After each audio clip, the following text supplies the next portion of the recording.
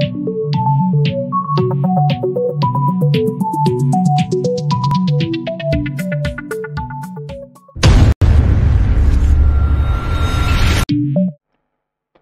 baik. Selamat datang dalam channel Kuliah Daring bersama saya Dudi Hartono.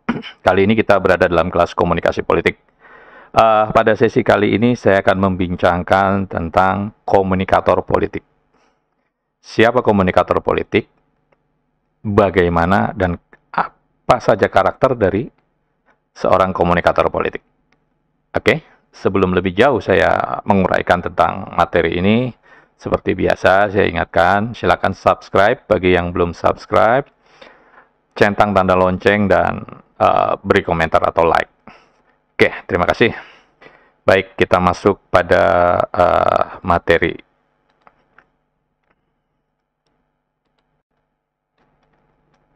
Oke, siapa sih komunikator politik itu? Bisa siapa saja. Bisa kamu,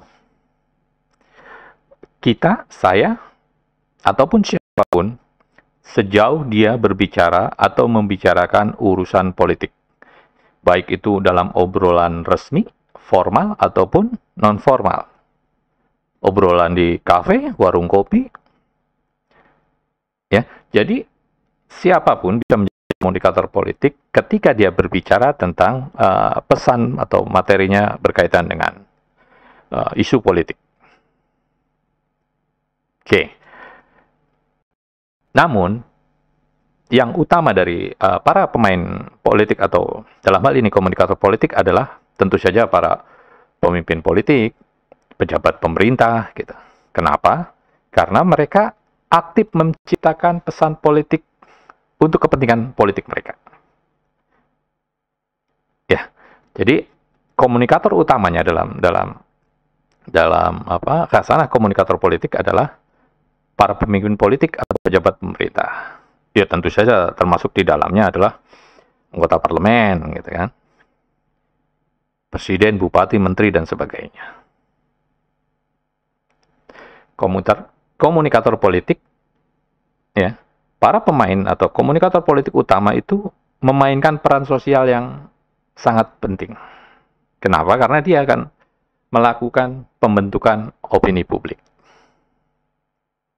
Sekali lagi, proses komunikasi politik yang mereka lakukan ditujukan semata-mata untuk kepentingan politik mereka. Jadi dalam hal ini pembentukan opini publik juga bagian dari kepentingan tersebut. Oke. Karl Popper, salah seorang filsuf, mengatakan bahwa teori pelopor mengenai opini publik mengatakan atau menyatakan bahwa opini publik seluruhnya dibangun di sekitar komunikator politik. Oke, jadi jelas ya bahwa komunikator politik utama tadi adalah membangun atau menyampaikan pesan politik untuk membangun opini publik. Tujuannya adalah untuk kepentingan melanggengkan atau melestarikan kepentingan politik mereka. Ya. Meskipun tadi sebenarnya siapa saja bisa jadi komunikator politik, tapi komunikator politik utama adalah kepentingan utamanya adalah semata-mata untuk mendukung atau melestarikan kepentingan politik mereka gitu, dengan cara membangun opini publik. Oke. Berikutnya, komunikator politik mempunyai kemampuan yang dapat dikonseptualisasikan sesuai dengan kemampuan nalarnya. Pengalamannya sebagai seorang komunikator di depan publik, ya, dan perannya yang dimainkan dalam kepribadian oleh motif untuk berkomunikasi. Itu pendapat dari Wahid. Oke, berikutnya Herianto mengatakan bahwa komunikator politik adalah orang atau lembaga yang berkepentingan menyampaikan pesan politik kepada pihak lain, baik bersifat formal maupun informal, dengan tujuan untuk pemahaman bersama, mutual understanding. dengan khalayak sasaran penyampaian pesannya.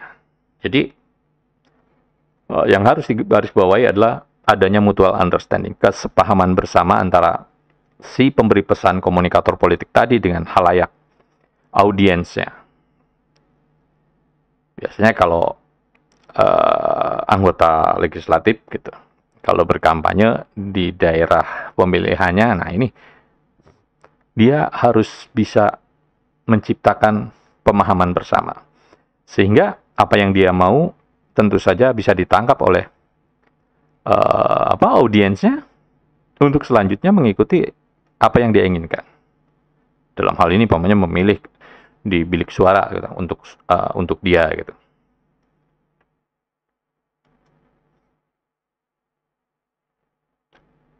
Oke, Leonard W. Dobb mengatakan bahwa komunikator politik dapat dikategorikan ke dalam 3 jenis. Yang pertama politikus, atau disingkat POLS. Ya. Komunikator politik pertama adalah politikus. Yang kedua adalah profesional, atau disingkat PROS. Ya. Pertama politikus, kedua profesional, dan ketiga adalah aktivis yang disingkat voice. Jadi menurut Dobb ada 3 kategori atau 3 jenis komunikator politik. Yang pertama politikus, profesional, dan aktivis atau voice. Oke, kita lihat. Politikus.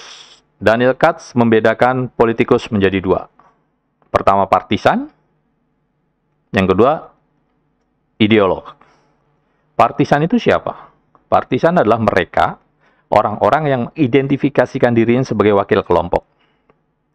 Lebih banyak melindungi atau mendahulukan kepentingan kelompok. Ya, kelompok partisan memengaruhi dengan cara menciptakan situasi yang saling menguntungkan kedua belah pihak. Misalnya bargaining dalam proses tawar-menawar dalam menggolkan suatu keputusan politik. Contoh partisan politik namanya Projo dalam pilpres, 2 pilpres yang lalu gitu kan. Projo adalah pro Jokowi gitu. Nah, ini adalah kelompok-kelompok partisan di mana mereka mengidentifikasikan diri sebagai wakil dari Pak Jokowi gitu. Ada banyak contoh tentang partisan politik. Oke, yang kedua adalah ideolog. Ideolog adalah politikus yang berorientasi pada pengambilan keputusan, berusaha memperjuangkan nilai-nilai atau kepentingan partai, ideologi partai, dan nilai-nilai perjuangan. Nah, ideolog ini mempengaruhi keadaan dengan cara menetapkan tujuan yang berlawanan atau netral. Mereka akan mempertahankan pendapatnya dengan argumentasi yang baik sehingga orang lain akan menerima pendapat mereka. Ya, ideolog ini adalah politikus partai biasanya. Politikus partai, mereka adalah pejabat teras dari sebuah partai politik.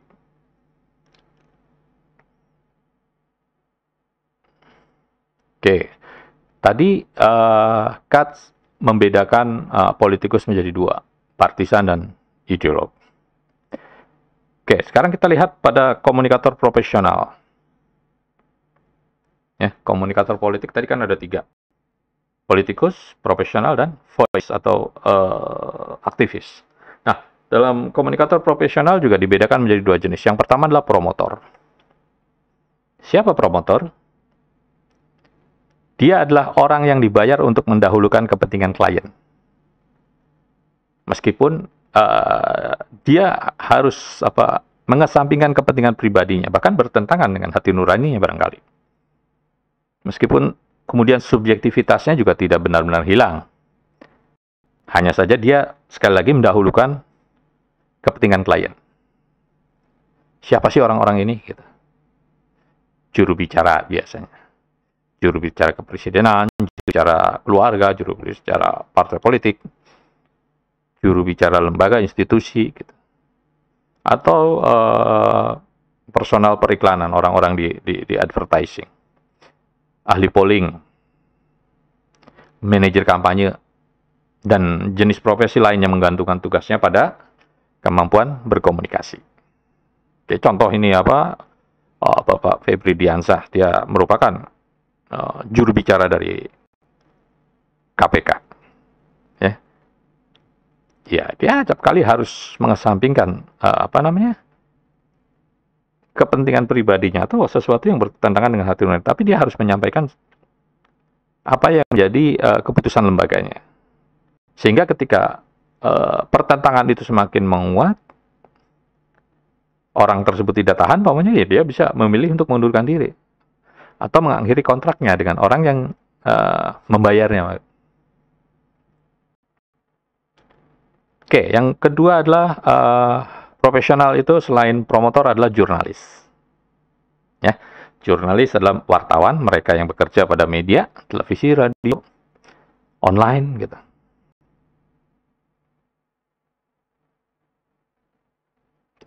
Sebagai komunikator profesional, jurnalis secara khas adalah karyawan organisasi berita yang menghubungkan sumber dengan rakyat.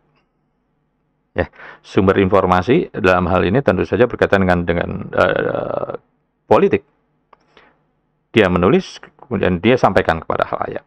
Nah, beda dengan promotor tadi. Jurnalis terikat pada kode etik.